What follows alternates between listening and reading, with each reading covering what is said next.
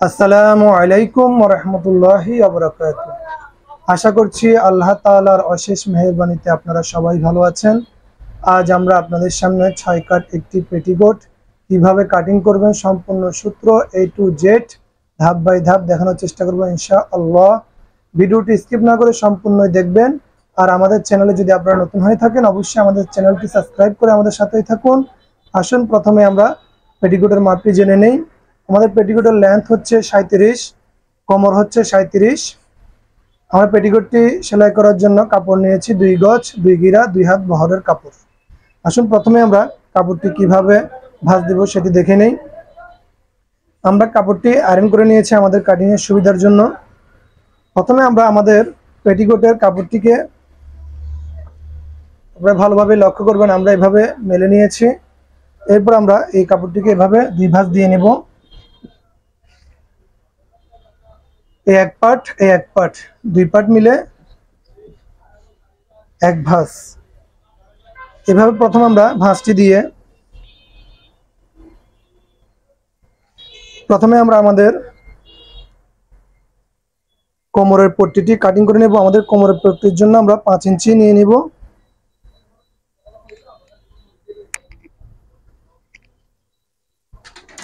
আমরা স্কেল দিয়ে সোজা করে দাগ দিয়ে আমাদের পট্টির কাপড়টি কেটে ফেলবো।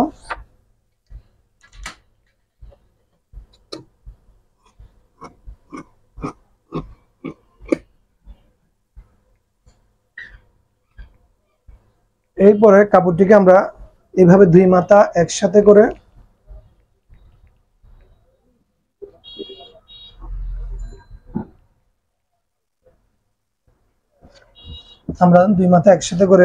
প্রথমে 2 পার্ট এভাবে 2 পার্ট করে নিয়েছি আমরা।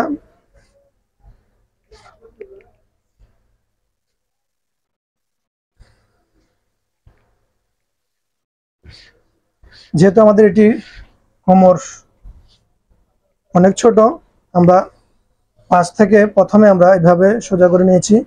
আমরা আমাদের পাশ থেকে আমরা প্রথমে 3 ইঞ্চি পরিমাণ কাপড় কেটে নেব।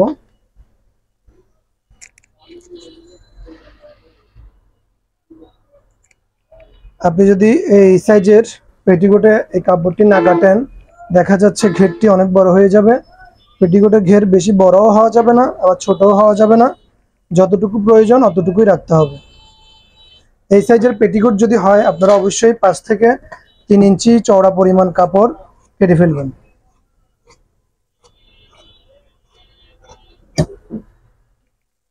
আমাদের সাইডের কাপড়টি কাটিং করা শেষ। আমাদের কোমর হচ্ছে 37কে যদি আমরা 8 ভাগ করি তাহলে আমাদের হচ্ছে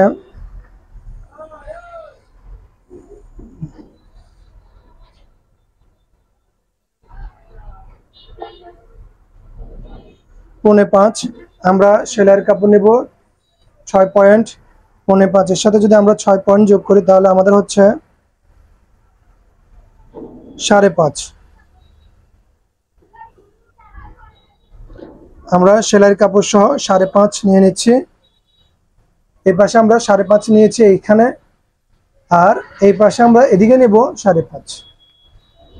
আপনারা যদি আমাদের সূত্রগুলো ভালোভাবে খেয়াল করেন তাহলে আপনাদের জন্য পেটিকোট কাটিং করা একদম সহজ হয়ে যাবে। আর এই নিয়মে যদি আপনারা পেটিকোট কাটিং করেন তাহলে আপনাদের পেটিকোটটি একদম বরাবর ফিটিং হবে।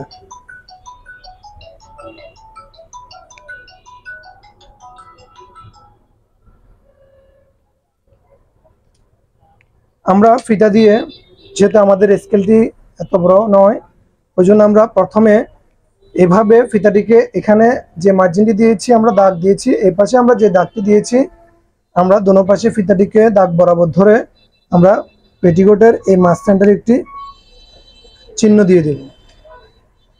এরপর আমরা স্কেল বা শেপ কাট দিয়ে দাগটিকে সোজা করে আমরা টেনে নেব।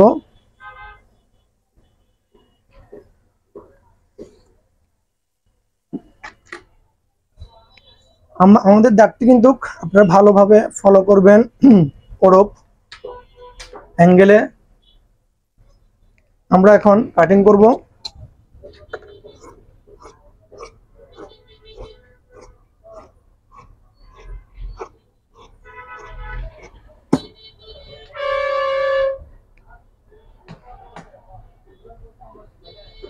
আমাদের পেটিকোটটি